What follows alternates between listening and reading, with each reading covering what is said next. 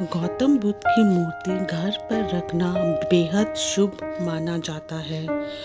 वास्तु और feng shui के मुताबिक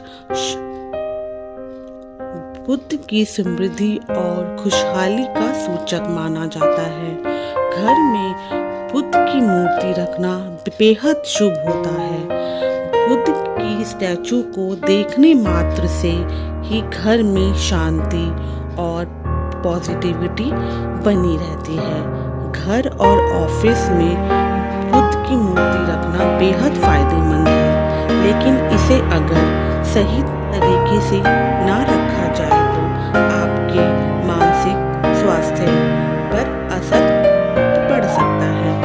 आइए जानते हैं कि बुद्ध को रखने का सही तरीका क्या है। लेटे हुए बुद्ध, सिर से हाथ टिकाकर लेटे हुए बुद्ध की मूर्ति बुद्ध के जीवन के अंतिम दिनों को दर्शाती है।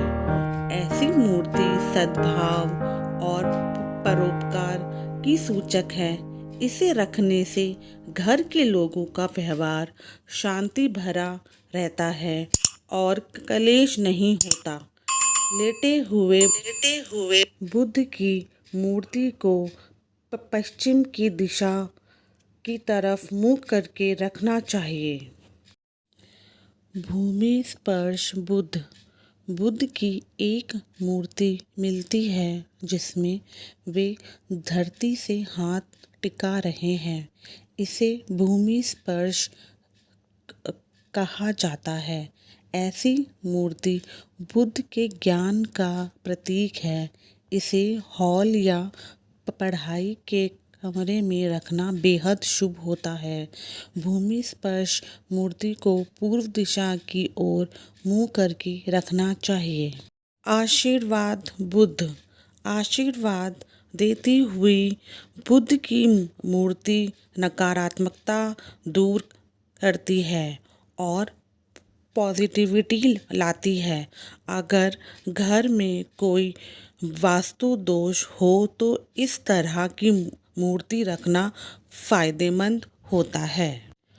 प्रार्थना करते हुए हाथ जोड़े हुए बुद्ध की मूर्ति भक्ति और विश्वास को दिखाती है।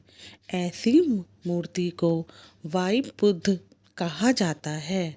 इसे डाइनिंग हॉल या लिविंग हॉल में रखना चाहिए। मेडिसिन बुद्ध, हाथ में जड़ी बूटी का कटोरा लिए बुद्ध भगवान की मूर्ति को मेडिसिन बुद्ध कहते हैं। बुद्ध की ऐसी मूर्ति रखने से घर के लोगों का स्वास्थ्य अच्छा रहता है। लाफिंग बुद्धा, लाफिंग बुद्धा को गौतम बुद्ध भगवान से अलग माना जाता है। सौभाग्य पाने के लिए घर में इस तरह की मूर्ति रखना बेहद शुभ होता है। इसे किसी कोने में टेबल पर या फिर घर के मेन गेट पर रखना चाहिए। लाफिंग बुद्धा घर में खुशहाली और समृद्धि लाता है। इसे दक्षिण पूर्व दिशा में रखना चाहिए।